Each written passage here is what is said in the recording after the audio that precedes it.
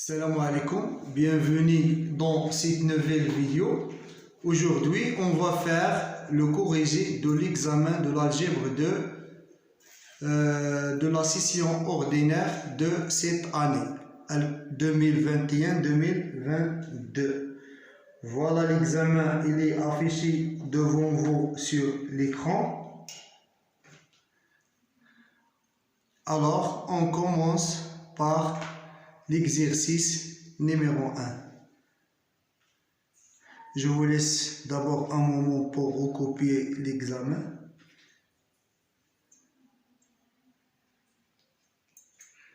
Allons-y, on commence par l'exercice 1. Alors, on commence par l'exercice 1. On considère les deux polynômes S étaient dans l'anneau des polynômes Z sur 5ZX. Alors, on a Z sur 5Z, les éléments de Z sur 5Z, ce sont 0 bar, 1 bar, 2 bar, 3 bar et 4 bar. C'est-à-dire que les coefficients de tous les polynômes de Z sur 5ZX et l'appartenant à Z sur 5Z, c'est-à-dire les coefficients, ce sont de cette forme. Alors, première question, on doit déterminer le quotient et le reste de la division euclidienne des polynômes S sur T. Alors, premièrement, pour cela, on doit effectuer la division euclidienne. D'accord? Alors, on va éliminer terme par terme jusqu'à trouver ici une reste dont le degré est inférieur à 3. D'accord? Alors, on doit obtenir une reste dont le degré est inférieur à 3. D'accord? Alors, premièrement, on doit ici multiplier par un coefficient. Alors, pour avoir x à la puissance 5, premièrement, je dois multiplier par x à la puissance 2. D'accord? Et ici, on a un bar. Ici, on a un bar. D'accord? Alors, pour avoir un bar, je dois multiplier 2 par un nombre parmi ici pour avoir un bar. D'accord? Alors, pour cela, on doit multiplier 2 bars par un nombre x pour obtenir un bar. Donc, je dois multiplier par l'inverse de 2 bars. On a 5 est un nombre premier. Alors, les éléments 1, 2, 3, 4, c'est-à-dire tous les éléments qui ne sont pas nuls, sont inversibles. Parce que quand le nombre ici, Z sur pi Z, si P est un nombre premier, alors c'est un corps. C'est-à-dire que tous les éléments qui ne sont pas nuls, ce sont inversibles. Alors, on a 2 bars fois 3 bars, 6 bars, égale à 5 plus 1, c'est-à-dire la division euclidienne de 6 sur 5, c'est 1 et le reste 1, donc égal, c'est 1 bar. D'accord? Donc, je multiplie ici par 3 et ici par 3 bars. Alors, je trouve ici, c'est 1 bar x, c'est-à-dire x égale 3 bars. Alors, je dois multiplier ici par 3 bars. Et j'aurai 3 bars fois 2 bars, c'est 1 bar. x2, x3, x à la puissance 5. D'accord? Plus bar. Alors, 3 bars x à la puissance 2 fois x, c'est 3 bars fois 1 bar ici, c'est 3 bars, et x au carré fois x, c'est x à la puissance 3. Donc, j'aurai ici 3 bar x à la puissance 3 plus bar 3x, 3 bars fois 1 bar, 3 bars fois 1 bar, x au carré, c'est 3 bars x au carré. Donc, je fais la soustraction, j'aurai x à la puissance 5 moins x à la puissance 5. 3 bar x bar moins rien, c'est 3 bar x à la puissance 4. Ici, on a 1 bar moins 3 bars. 1 bar moins 3 bars. 1 bar moins 3 bars. C'est 1 moins 3 bars. C'est moins 2 bars. Donc, égal, c'est moins 5 plus 3. Donc, égal, c'est 3 bars. D'accord? Parce que la division euclidienne de moins 2 sur 5, on aura 6 moins 1 et le reste 3. Donc moins 2 barres égale 3 barres, égale le reste toujours. Donc, qu'est-ce qu'on a dit? On a dit que 1 moins 3 barres égale, c'est 3 barres. Donc plus barres, 3 barres, x à la puissance 3. Regardez-nous, on a moins 1 bar, moins 3 barres égale à 3 barres. Pour vérifier ça, alors qu'est-ce qu'on aura? On n'aura que 1 bar égale à 3 barres plus 3 barres. C'est correct. Pourquoi? Parce que 3 barres plus 3 barres, c'est 6 barres. 6 barres, c'est 1 bar. Donc ici, 4 moins 3, 4 moins 3, c'est 1 bar. Donc c'est x à la puissance de 1 bar. Maintenant, alors c'est plus bar, plus 0 bar x, plus bar 1 bar. Donc maintenant, je dois éliminer 3 barres x à la puissance 4. Donc, pour avoir x à la puissance 4, je dois multiplier x à la puissance 3 par x. D'accord? Et pour avoir 3 barres, je dois multiplier pour avoir. Alors, je dois multiplier 2 barres par un certain x pour avoir 3 barres. Je dois multiplier ici un certain x fois 2 barres pour obtenir 3 barres. Alors, toujours, je dois multiplier ici par l'inverse de 2. L'inverse de 2, c'est 3 barres et ici 3 barres. Donc, j'aurai 3 barres fois 2, c'est 1, donc c'est x égale 3 barres fois 3 barres, c'est 9 barres. Donc, égale c'est 5 plus 4 barres, égale c'est 4 barres. Donc, ici, je dois multiplier par 4 barres x. D'accord? Alors, 4 barres fois 2 barres, c'est 8 barres, c'est-à-dire 3 barres, et x fois x3, c'est 3x, c'est 3 barres x à la puissance 4. 4 barres fois x, c'est 4 barres x au carré, 4 barres x au carré.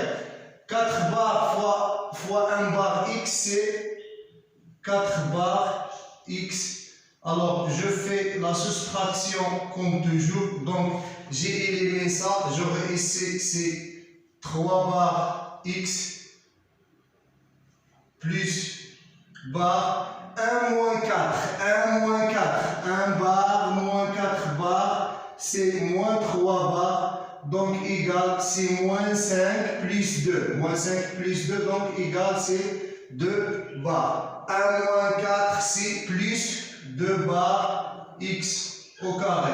0 moins 4. 0 barres moins 4, c'est moins 4 barres. C'est moins 5 plus 1 bar, donc c'est 1 bar. D'accord? Ici, 0 moins 4, c'est 1 bar. 1 bar de x plus 1 bar. Donc, je ne vais pas écrire ici 1 bar, c'est x. D'accord? Alors, ici, à la puissance 3, à la puissance 3. Donc, je dois maintenant éliminer x à la 3 barres, x à la puissance 3. Alors, je dois, puisque j'ai ici x à la puissance 3, je dois multiplier un certain nombre fois 2 pour avoir 3. Alors, si c'est déjà fait, alors je dois multiplier par un nombre x fois 2 barres fois x pour avoir 3. Donc je dois multiplier ici par 3 barres et ici par 3 barres parce que 3 barres c'est l'inverse de 2 barres. Donc j'aurai x égale à 2 comme toujours 9 barres, c'est 4 barres comme on l'a trouvé ici. Donc plus 4 barres. Donc 4 barres fois 2 barres c'est 8, donc c'est 3 barres x à la puissance 3. 4 barres x plus 4 barres x plus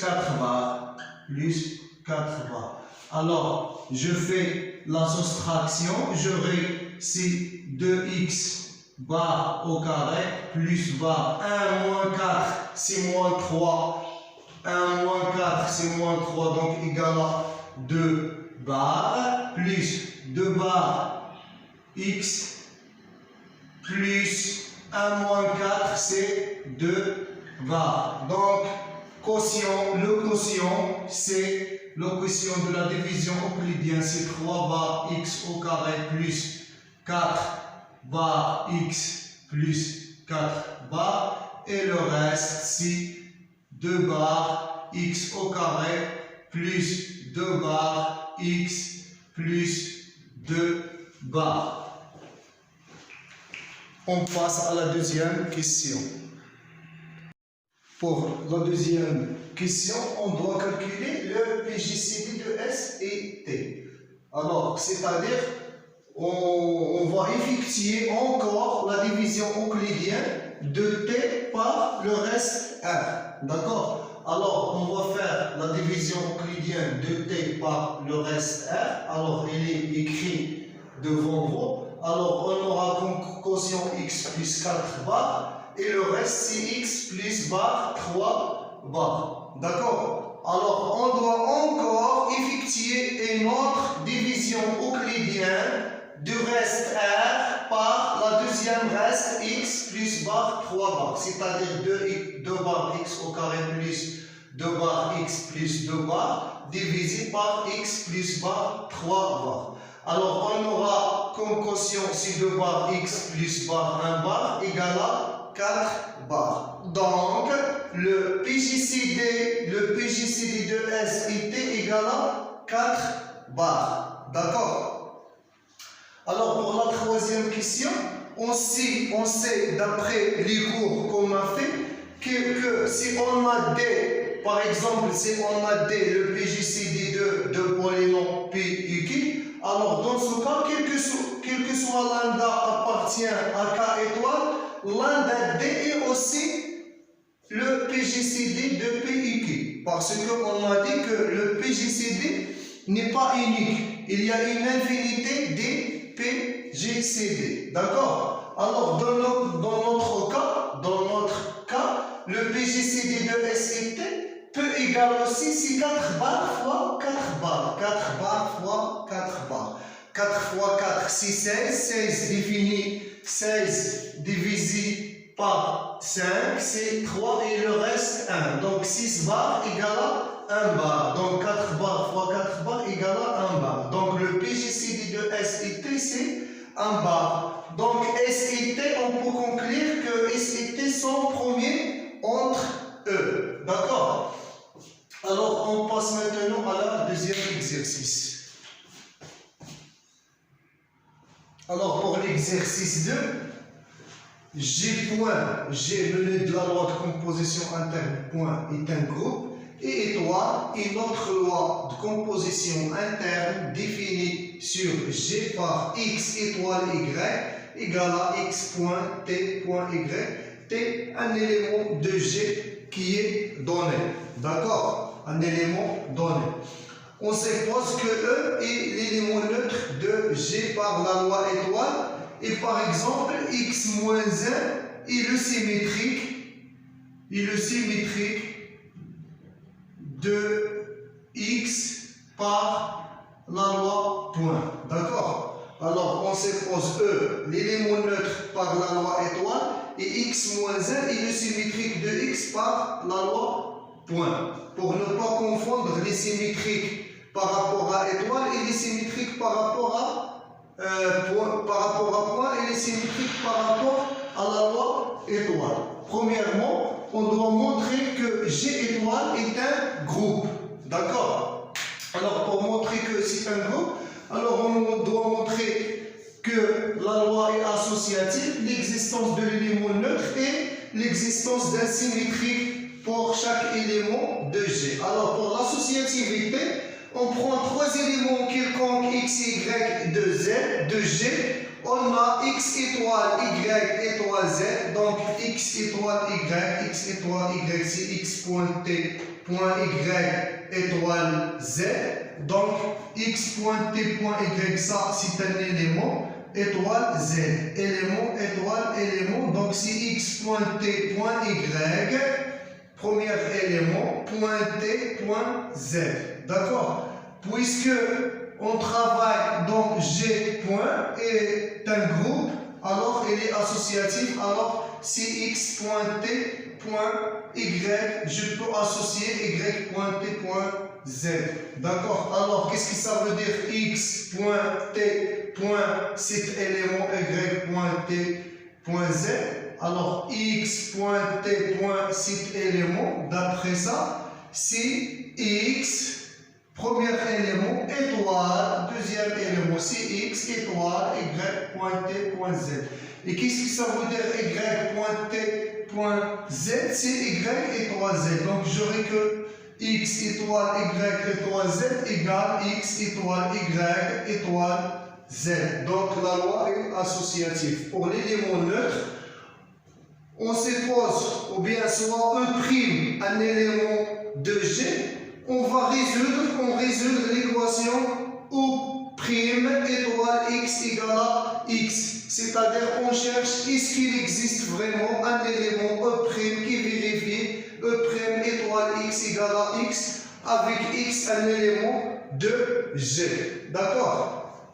Alors, on a E' étoile x égale à x. Équivalent, qu'est-ce que ça veut dire E' étoile x? C'est d'après ça, c'est E' point t point x égale à x. D'accord? Alors je multipliais cet côté par x moins 1 et cet côté par x moins 1. X fois x moins 1, x moins 1 c'est le symétrique de x par étoile. D'accord? Alors je multiplie par le symétrique de x par la loi point, par la loi point. Donc je multiplie ici par x moins 1 et ici par x moins 1. Donc j'aurai E' de t fois E égale à E. Donc j'aurai E' de t égale à l'élément neutre par la loi point. D'accord? Je multiplie encore par t moins 1, le symétrique de t par la loi t. Alors je multiplie ici par t moins 1 et ici par t moins 1. Alors E point t moins 1, c'est t moins 1 et E' fois t moins 1, c'est E'. Donc j'aurai E' égale à t moins 1. Alors je dois vérifier que c'est vraiment t-1 est l'élément neutre. Alors, on a aussi, quel que soit x appartient à G, x, on a fait ici E' étoile x, alors à gauche c'est x étoile t-1, donc égal, si x point t-1 égale à t fois t-1, c'est l'élément neutre, x fois l'élément neutre, c'est x. Donc, t-1 est l'élément neutre de G par étoile. D'accord? Alors, l'élément neutre de G par la loi étoile, c'est t-1. Alors, il ne reste que montrer que pour tout élément x de G, x-1, il existe l'inverse de x qui appartient aussi à G. Alors, montrons qu'il existe x' appartient à G. On doit montrer qu'il existe un certain x' pour ne pas confondre le symétrique par la loi point et la loi étoile. Alors on va noter x', le symétrique de x par rapport à la loi étoile. Donc on doit montrer qu'il existe un certain x' appartient à G tel que x étoile x' égale à t-1. C'est-à-dire qu'on doit résoudre l'équation x point étoile x' égale à t-1 d'inconnu x'. L'inconnu ici c'est x'. On cherche x', le symétrique. D'accord? Alors on va résoudre l'équation. Est-ce que vraiment x' existe? Alors, comme on a dit, c'est-à-dire on résout l'équation x étoile x' égale à t-1 d'inconnu x'. Donc, x étoile x' égale à t-1 équivalent. Qu'est-ce que ça veut dire x étoile x'? C'est x, d'après la définition de l'étoile, c'est x point t point x' égale à T moins 1. Nous, on cherche x'. Alors, je multiplie ici par x moins 1 et ici par x moins 1. Qu'est-ce que j'aurai ici? C'est l'élément neutre, donc il reste t point x' et ici x moins 1, t moins 1. D'accord? Alors, je multiplie encore ici par t moins 1. T moins 1 fois t, c'est t moins 1 point t, c'est l'élément neutre. Donc, j'aurai x' égale à t moins 1, x moins 1 point t moins 1. C'est-à-dire, c'est le symétrique de t point xt moins 1, le symétrique de txt par la loi étoile.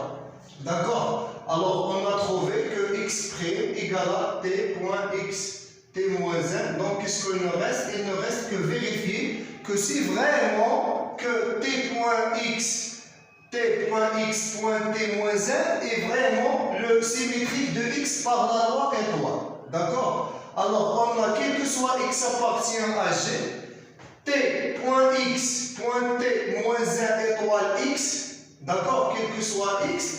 Alors, cet élément étoile x égale, alors t point x point t moins 1, c'est t moins 1, x moins 1, t moins 1, t moins 1, x moins 1, t moins 1.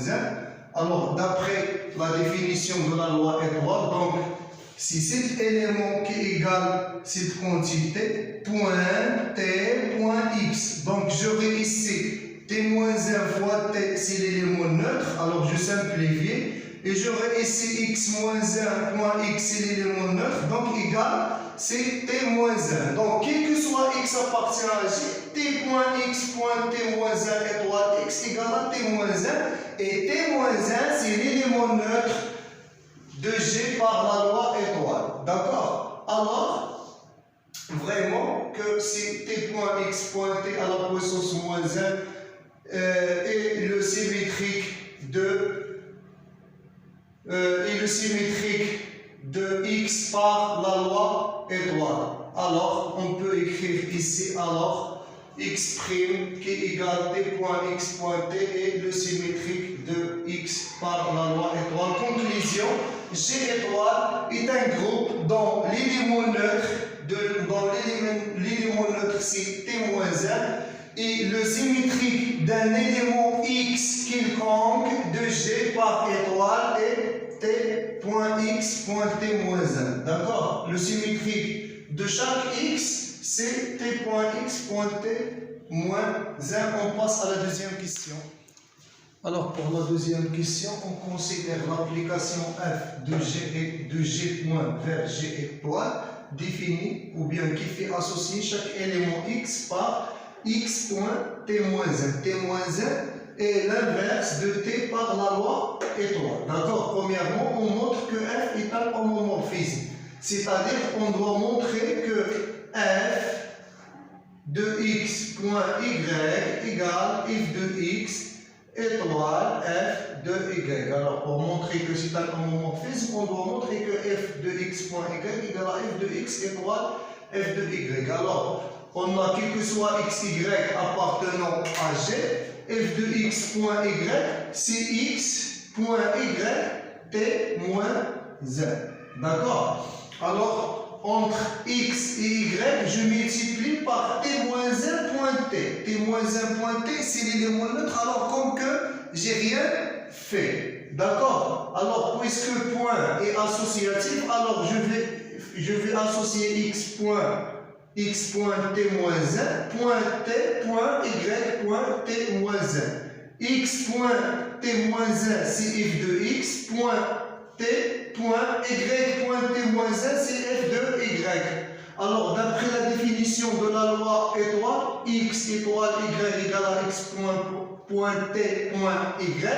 Donc, on n'aura que f de x, point t, point f de y, c'est f de x étoile f de y, donc f est un homomorphisme de groupe. Alors, deuxième question, on calcule le quart de f. Alors, le quart de f, c'est l'ensemble des éléments x qui vérifieront f de x égale l'élément neutre de g étoile. C'est quoi l'élément neutre de étoile? C'est t moins 1. D'accord? Donc c'est l'ensemble des éléments x de G, tels que f de x, c'est x t moins 1 égale à t moins 1. Donc je multiplie ici par t et ici par t. Alors je trouve ici que E. D'accord? C'est l'élément neutre de f. Donc R de f, c'est l'ensemble des éléments x appartenant à J et que x égale à E. Donc c'est la singleton E. Le Ker de f, c'est la singleton E. E désigne l'élément neutre de G par la loi point. D'accord?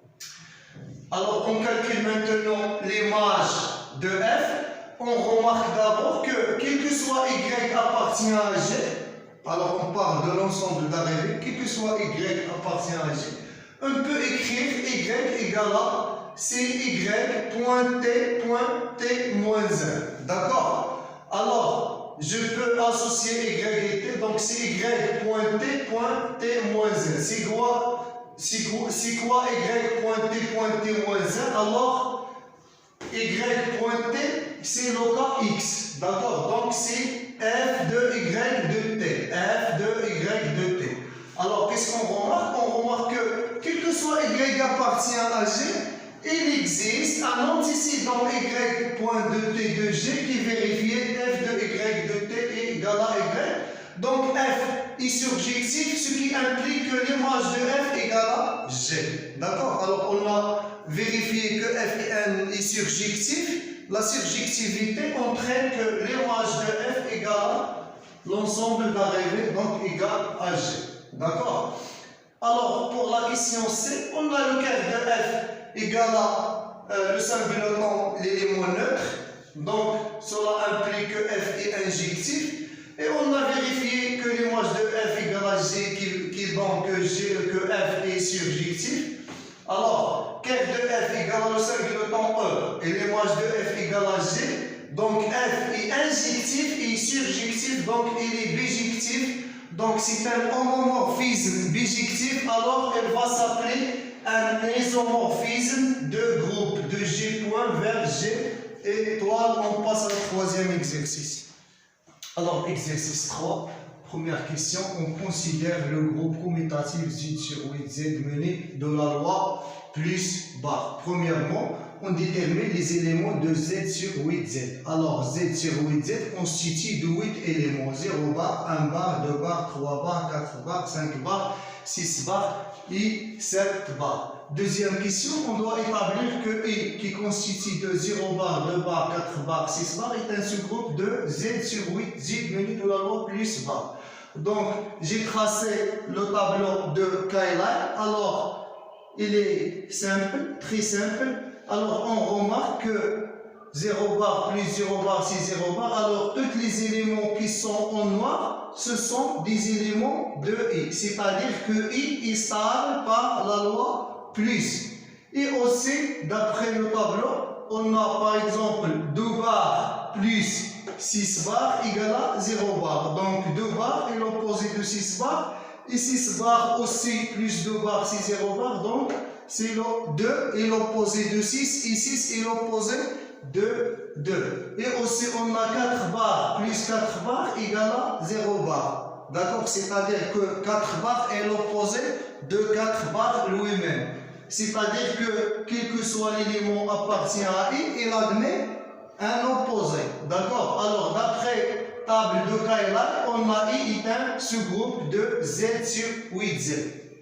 D'accord? Alors, question 7, on doit déterminer tous les sous-groupes de Z sur 8Z. Alors, les deux premiers groupes qui sont évidents, ce sont le singleton qui constitue de l'élément neutre et l'ensemble Z sur 8Z lui-même. D'accord? Les sous-groupes qui sont formés par deux éléments. Alors, ces deux éléments seront 0 bar et le deuxième élément doit être d'ordre 2. D'accord?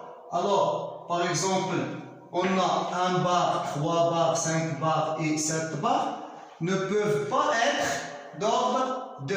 D'accord? Parce que 1 bar plus 1 bar, c'est 2 bars, donc mais ce n'est pas d'ordre 2. 3 bar plus 3 bar, c'est 6 bars, ce n'est pas d'ordre 2. 5 bars plus 5 bars, c'est 10 bars égale à 2 bars, donc ce n'est pas d'ordre 2. Alors, on a l'unique élément qui est d'ordre 2, c'est 4 barres plus 4 barres. C'est 4 barres. Pourquoi? Parce que 4 barres plus 4 barres égale à 0 barres. D'accord? Alors, 4 barres est d'ordre 2.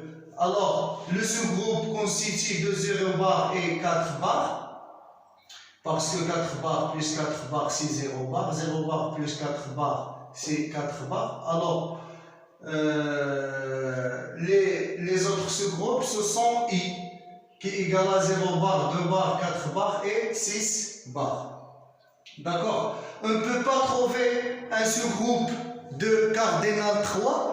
Pourquoi? Parce qu'on avait que le cardinal d'un sous-groupe toujours divise le cardinal de groupe.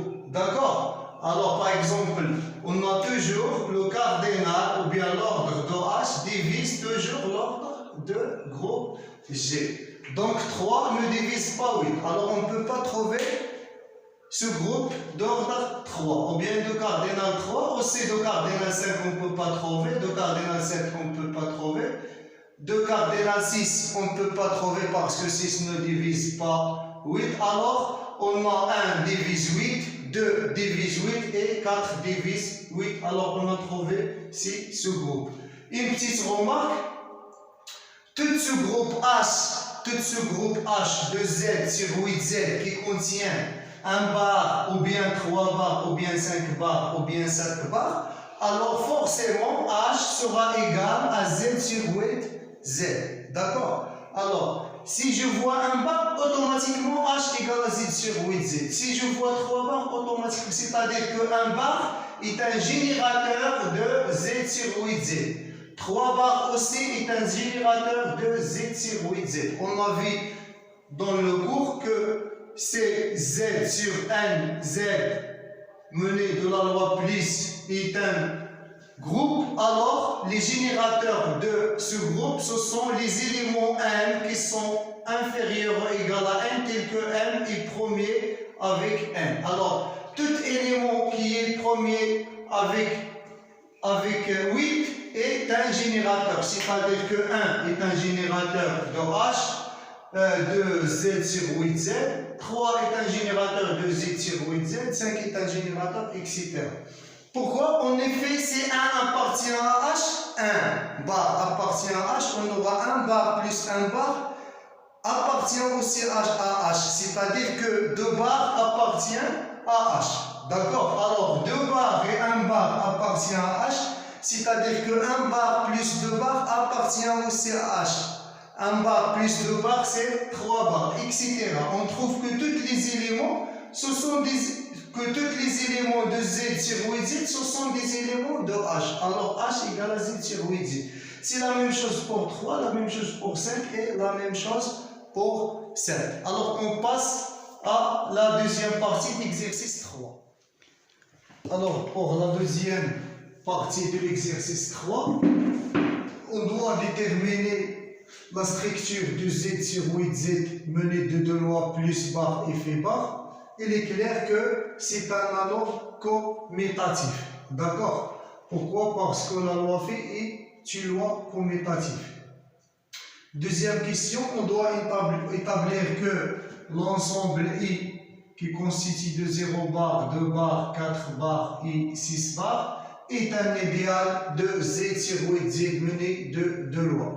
Alors, on a déjà vu que I mené de la loi plus est un sous-groupe de Z sur 8Z. Alors, il reste de montrer que quel que soit X appartient à I, quel que soit A appartient à Z sur 8Z, XA I appartient aussi à I. C'est-à-dire que I est un idéal à droite, et puisque c'est un anneau commutatif, alors on aura aussi que c'est un idéal à gauche, donc c'est un idéal. Alors on a tracé le tableau pour vérifier tous les éléments. Ici, les éléments de I, et ici, les éléments de Z sur 8Z. Comme vous remarquez, alors quel que soit l'élément de i, soit 0 bar ou bien 2 bar ou bien 4 bar ou bien 6 bar, si on le multiplie par les éléments de z sur y, z, on aura toujours des éléments de i. Ici, tous les éléments ce sont de i. Ici, dans cette ligne, tous les éléments ce sont de i. Aussi, dans cette ligne, tous les éléments ce sont de i, etc. Alors, qu'est-ce qu'on a? On a I, mené de la loi plus, est un sous-groupe de Z sur 8 Z bar. Deuxièmement, d'après le tableau de Cayley, on a quel que soit X appartient à cet ensemble et quel que soit A appartient à cet ensemble. Si on fait la multiplication phi bar X, phi bar A, toujours appartient à I, c'est-à-dire que I idéal à droite. Et puisque Z sur 8Z mené de la loi plus I fait est un manon commutatif, alors I est un idéal de Z sur 8Z. Troisième question, on doit déterminer les éléments inversibles de Z sur 8Z. D'accord? Les éléments inversibles, ce sont 1 bar, 3 bar, 5 bar et 7 bar. Pourquoi? Parce que l'inverse de 1 bar et 1, c'est 1 bar même, lui-même, car 1 bar fois 1 bar égale à 1 bar, c'est l'élément neutre par rapport à phi. Et aussi, on a l'inverse de 3 bar, c'est 3 bar, car 3 bar fois 3 bar, c'est 9 bar égale à 1 bar. Et aussi, l'inverse de 5 bar, c'est 5 bar, et l'inverse de 7 bar, c'est 7 bar. Alors, les éléments inversibles, ce sont 1 bar, 3 bar, 5 bar et 7 bar. Et les diviseurs de 0, ce sont 2 bars, 4 bars et 6 bars. Pourquoi? Parce qu'on a 2 bars fois 4 bars, ce sont deux éléments qui sont différents de 0 et leur produit égal à 0 bar, l'élément neutre. Donc, ils sont des diviseurs de 0. 2 est un diviseur de 0 et 4 aussi est un diviseur de 0.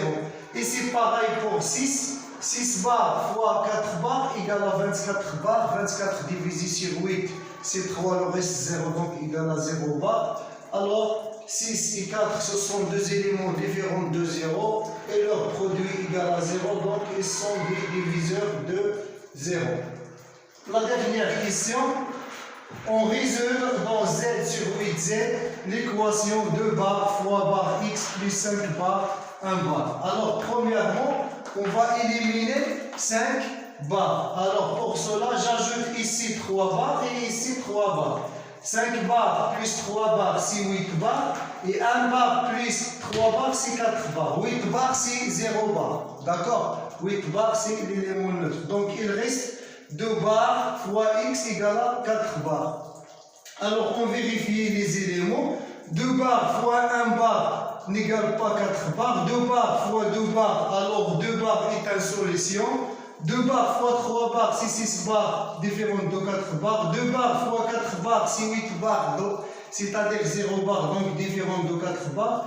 2 bars fois 5 bars, c'est 10 bars égal à 2 bars, donc différent de 4 bars. 2 bars fois 6 bars, c'est 12 bars. 12 bars, c'est égal à 4 bars, donc 6 bars est une solution aussi, et 7 n'est pas solution, alors l'ensemble des solutions, c'est 2 bars et 6 bars. C'est fini pour cette vidéo.